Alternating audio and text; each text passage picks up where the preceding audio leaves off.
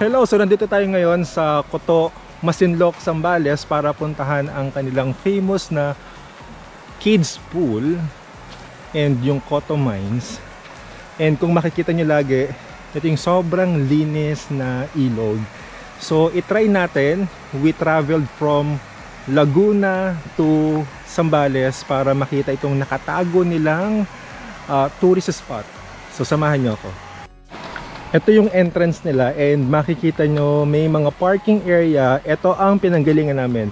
Ayun, so medyo yung dinaanan natin batuhan. Kaya kung pupunta kayo dito, make sure na yung sasakyan nyo or yung masasakyan nyo kayang daanan yung mga trail dito.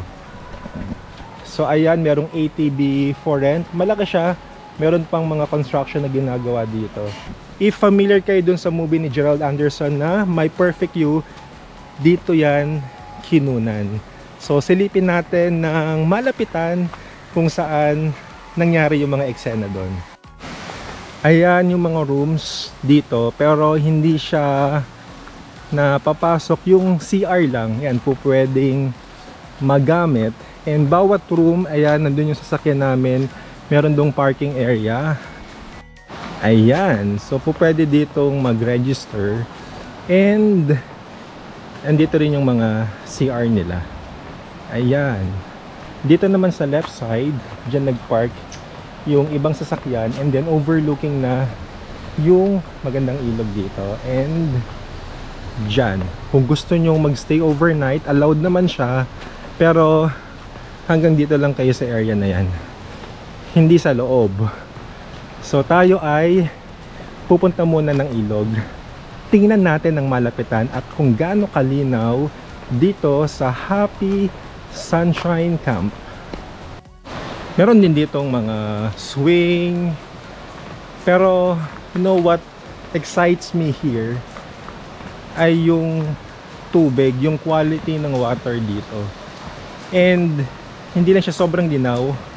Ang lamig din, so tamang-tama, summer, mare-refresh ka talaga. Ayan, so meron dyang store.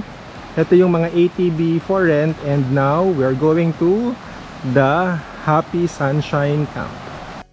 So baba na muna tayo. At tayo ay tatawid kasi yung hinahanap kong diving spot, nandoon daw. Nandun. Nakita nyo naman kung gaano kalinaw ang tubig. Ayan, sobrang linaw. Sabay-sabay nating baybayin tong ilog dito. And gumawa naman sila ng pathway para makatawid dun sa kabilang side. And dito makikita nyo yung mas malaking area dito sa Sunshine Camp. And meron silang event area, pavilion, and the diving spot na hinahanap ko. Kasi yun ang hobby ko, tumalon and mag-swimming. So this is the pavilion. One activity area. Meron silang CR and then kitchen. And hinahanap ko ang mga kasama ko. Ay, mukhang nandito na sila.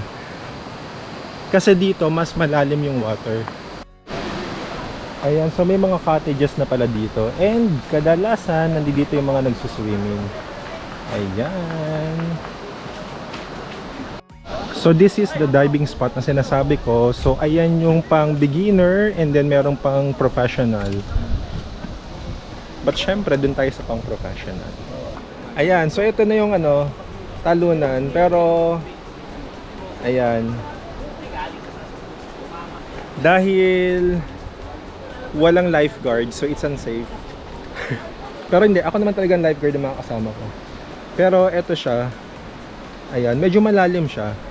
Malalim siya kasi nakikita mo sa baba, sobrang linaw kasi niya. Ayan, so pwede dito mag-photo op. Pero ako talagang lifeguard dito. Lifeguard na hindi marunong lumangoy. Ayan, pero ang saya dito. Yung photographer takot din, no? Ayan. Pero mababaw lang to.